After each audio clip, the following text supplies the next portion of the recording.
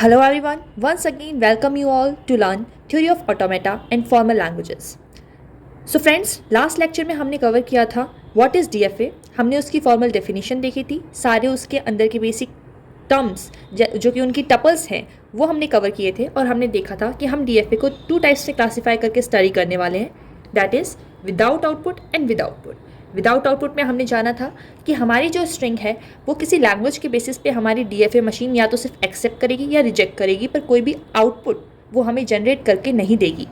वहीं पे with output में हमने देखा था कि जो हमारे इनपुट सिंबल्स होते हैं जो हम मशीन को प्रोवाइड करेंगे वो हमें आउटपुट सिंबल्स जनरेट करके देंगे। तो आज हम थोड़ी इनके डिटेलिंग में जाएंगे। आज हम विदाउट आउटपुट को कवर करेंगे और थोड़े से डीएफए के एग्जाम्पल्स देख के समझने की कोशिश करेंगे कि डीएफए हमारा वर्क कैसे करता है। सबसे पहले हम सीखते हैं कि how can we construct DFA. पहला एग्जाम्पल है हमारा construct a DFA which accept a language of all strings containing ए।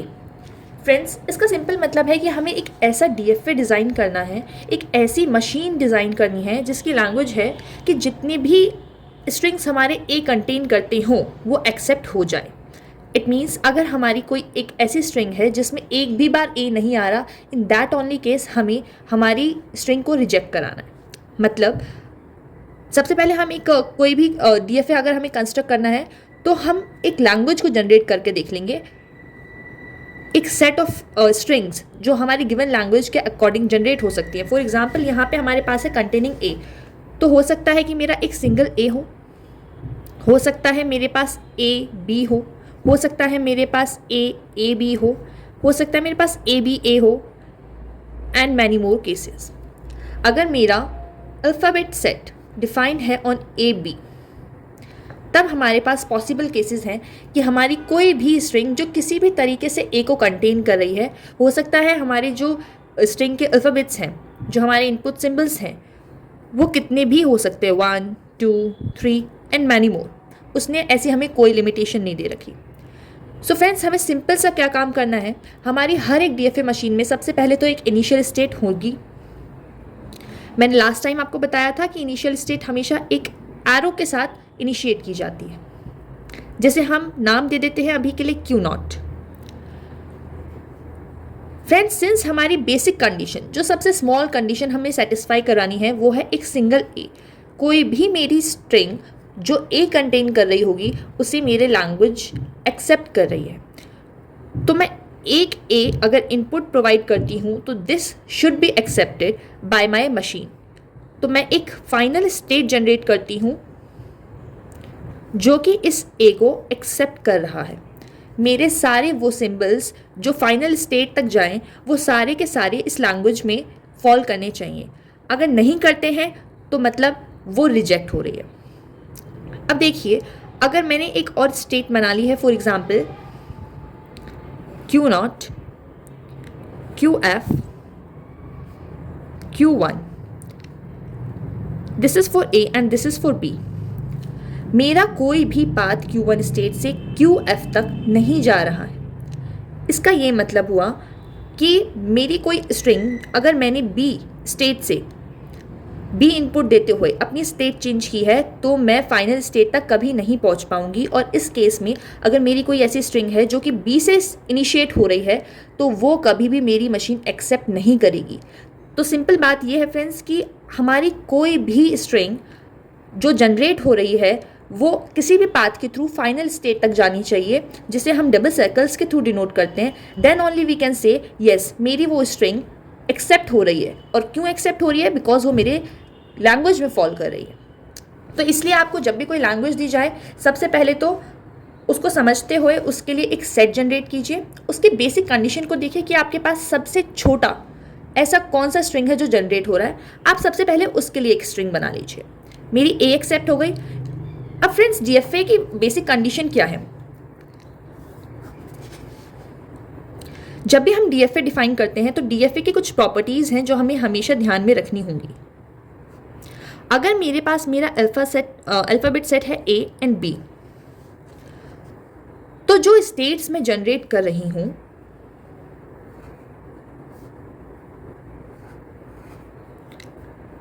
मेरी हर एक सिंगल स्टेट पर मतलब कि जैसे मैंने क्यू नॉट स्टेट किया, अगर मैंने डिफाइन किया है मेरा अल्फ़ाबेट सेट ए बी, तो मेरे दोनों इनपुट सिंबल्स हर स्टेट के पास होने चाहिए। मतलब कि अगर मैंने क्यू नॉट के पास ए दे दिया है तो क्यू नॉट के पास बी भी अवेलेबल होना चाहिए। ये मेरी डीएफए की बेसिक प्रॉपर्टी है। हो सकता है वो बी इस पे खुद सेल्फ लूप बना रहा हो सकता है वो बी इसी पाथ के थ्रू जा रहा हो।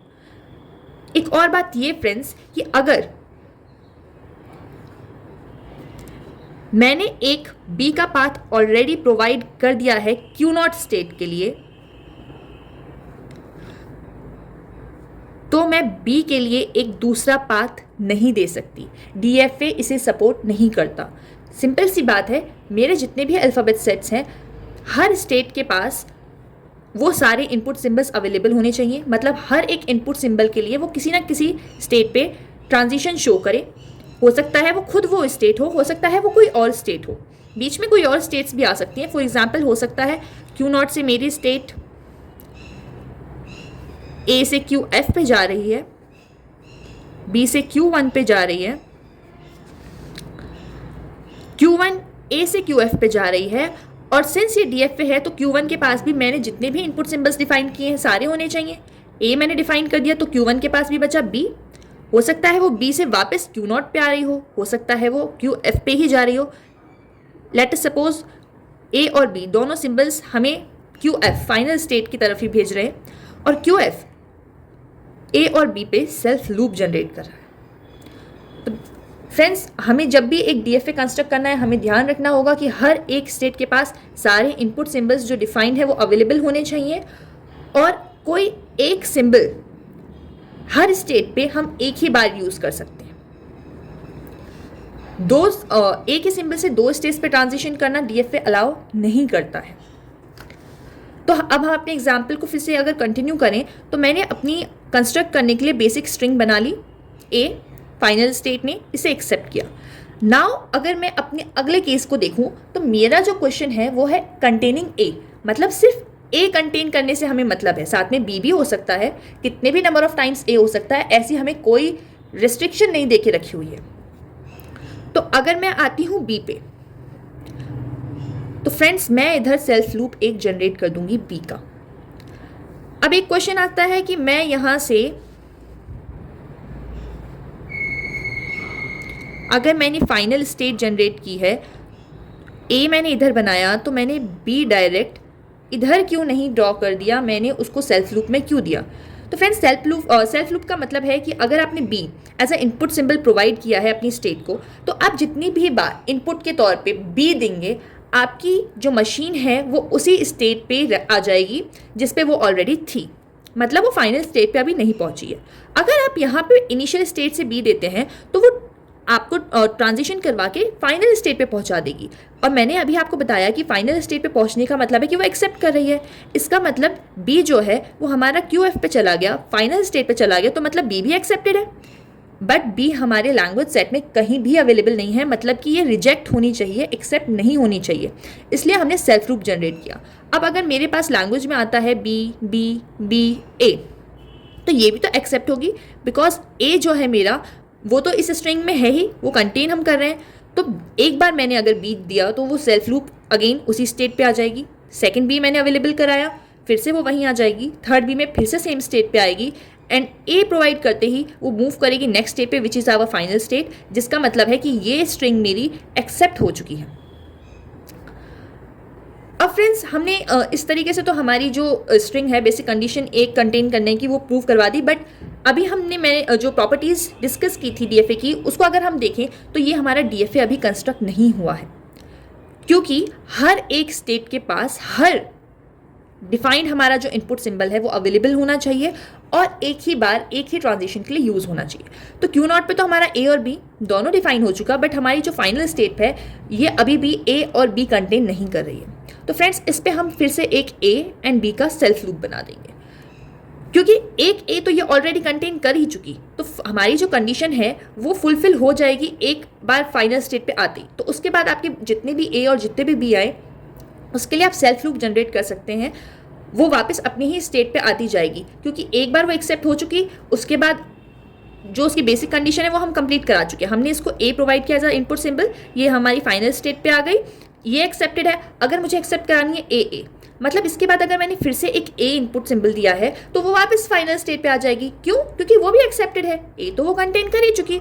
अगर मैं इसके बाद देना चाहूँ बी तो वो भी फाइनल स्टेट पे आ जाएगी, वो भी एक्सेप्टेड है, बिकॉज यहाँ पे हमारे 2 एस ऑलरेडी आ चुके हैं और मेरी मिनिमम कंडीशन है कि वो ए कंटेन करे। तो फ्रेंड्स, आई होप कि आप लोगों को समझ में आ गया होगा डीएफए कंस्ट्रक्ट कैसे करना है। एक और एग्जाम्पल हम यहाँ पे लेके देखते हैं।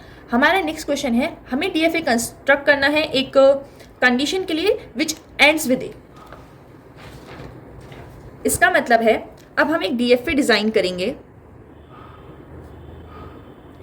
फॉर स्ट्रिंग्स एंडिंग विद ए।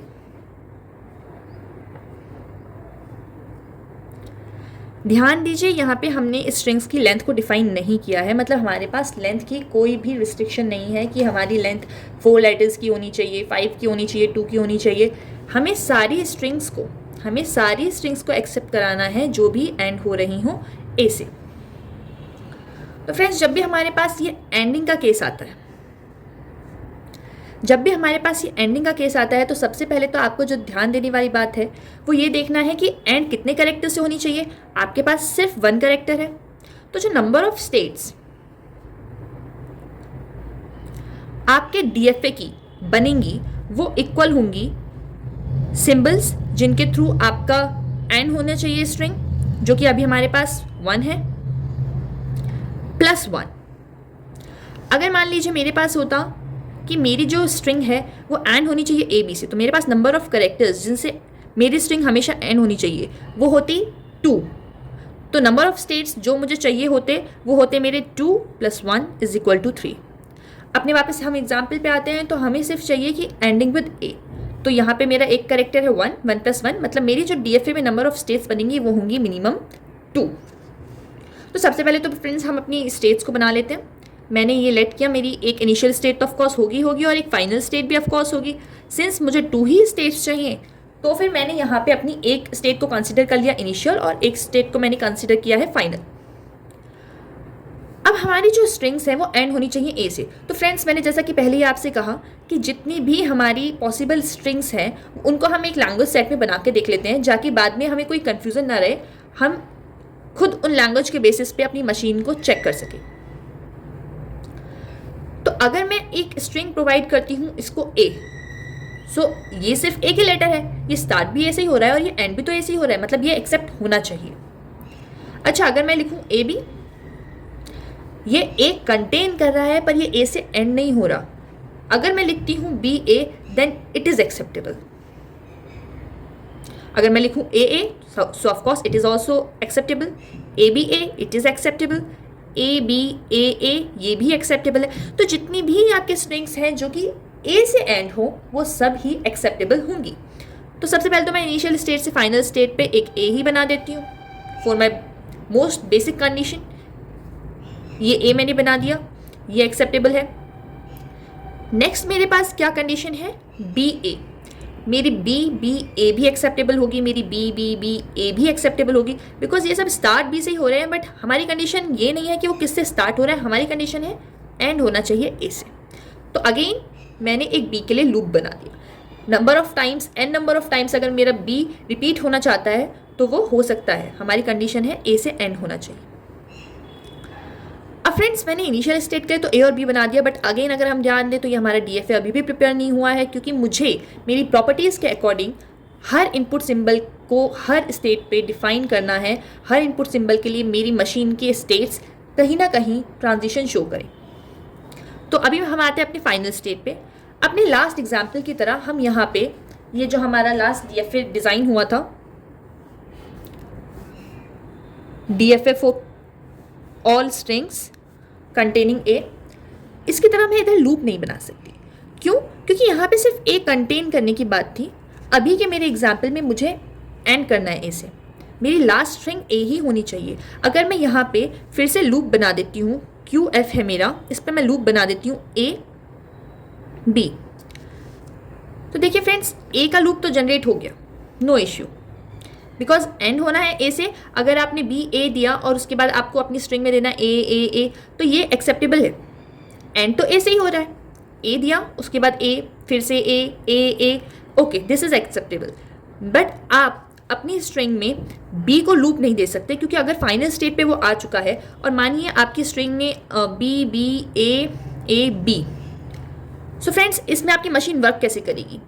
पहले बी इनपुट सिंबल के लिए वो लूप चलाएगी, वो सेम स्टेट पर है, फाइनल स्टेट पे नहीं पहुंची। नेक्स्ट बी के लिए वो फिर से उसी स्टेट पर है। ए के आते ही वो आपको ट्रांजिट कर देगी आपकी फाइनल स्टेट की तरफ, मतलब इतना पोर्शन आपका एक्सेप्ट हो चुका। अगला ए आते ही वो फाइनल स्टेट से फाइनल स्टेट पर ही है, ओके, ये भी आपकी एक्सेप्ट हो गई स्ट्रिंग। अगर आप बी का सेल्फ लूप बना देते हैं तो अगले बी पे वो फिर से फाइनल स्टेट पर आएगी, जिसका मतलब है कि ये स्ट्रिंग भी एक्सेप्ट हो रही है, जो कि मेरा एक एक्सेप्शन है। स्ट्रिंग ये मेरी एक्सेप्ट नहीं होनी चाहिए। इसलिए अब हम क्या करेंगे, अपने इनपुट सिंबल बी को हम वापस हमारी इनिशियल स्टेट की तरफ भेज देंगे। अब इस बी के आते ही हमारी जो मशीन है वो वर्क कैसे करेगी, वो इस बी को ट्रांजिट कर देगी इनिशियल स्टेट की तरफ, जो कि हमारी फाइनल स्टेट नहीं है, ये हमारी एक नॉन फाइनल स्टेट है। इसका मतलब ये स्ट्रिंग एक्सेप्ट नहीं हुई। ये स्ट्रिंग एक्सेप्ट कराने के लिए मुझे एक ए फिर से प्रोवाइड करना पड़ेगा, जिसकी वजह से मिनिमम एक ए, और भी आप प्रोवाइड कर सकते हैं, मिनिमम आपको एक ए प्रोवाइड करना पड़ेगा, जिसके जाते ही हमारी ये फाइनल स्टेट पे पहुंच जाएगी फिर से स्ट्रिंग, और ये एक्सेप्ट हो जाएगी। तो फ्रेंड्स हमेशा एक डीएफए डिज़ाइन करने के लिए आप कुछ एक्सेप्शंस भी रखें, आप अपनी वो स्ट्रिंग्स भी रखें जो कि एक्सेप्ट होनी चाहिए, उसके अकॉर्डिंग आप डिज़ाइन करें कि आपका इनिशियल स्टेट और फाइनल स्टेट पे जो इनपुट सिंबल्स हैं वो कैसे ट्रांजिट करेंगे। इस तरीके से अगर आप काम करेंगे तो I am really very sure कि आप लोग एक करेक्ट डीएफए डिज़ाइन कर पाएंगे। इस केस में हमने देखा था ending with A, containing A. Next case में हम डिस्कस करेंगे DFA starting with some symbol, maybe A, maybe A B. तो अभी के लिए इतना ही। Thank you friends.